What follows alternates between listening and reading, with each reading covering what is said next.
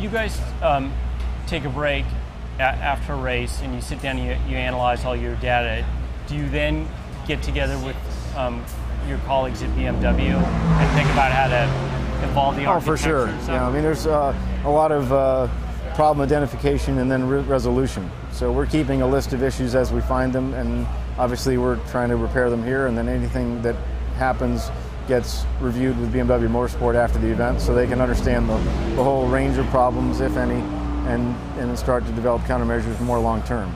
I mean, obviously we're in the field here in the trenches trying to fix any issue that comes up firsthand. But then they've got to look longer term. Hey, is there an architecture issue? Is there something else in the electronics or the mechanical side of the car that they can redesign to avoid that problem in the future?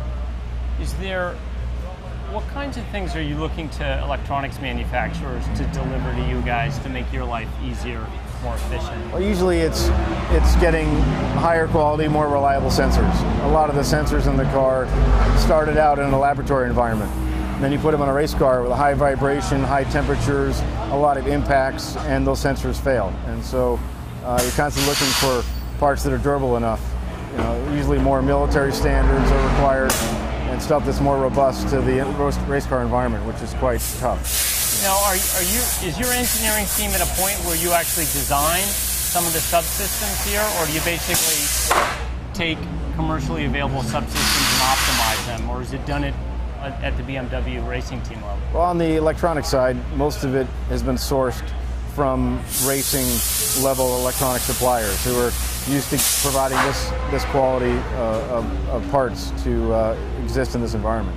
But we get involved as a team with a lot of input to BMW Motorsport on suggesting developments in any system: electronics, mechanical, aerodynamics, thermodynamics. And then if we can handle that upgrade within the team, we will, or if they can handle it, they'll take it on. So we'll parse those out depending on who's got the most resource. You know, usually the shorter term problems we can get on right away, and then the bigger issues that might be part of a redesign over the winter, you know, they'll focus on those.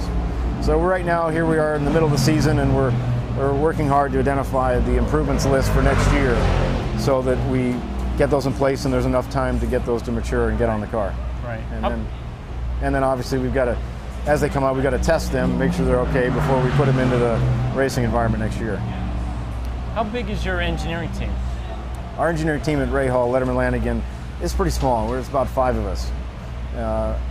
And everyone has multiple roles and several specialties. So we're quite, we're covering a lot of area. And is there a mixture, mechanical, electrical?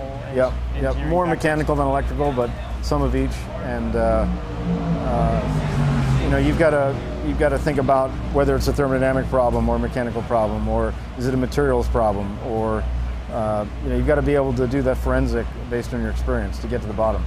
And obviously, if there's an issue that's beyond the capability we have, we'll send parts back to Germany to go into their metallurgical lab or in with their electronics experts to try and diagnose exactly what happened. Did something overheat, or did it fatigue, or what caused the failure?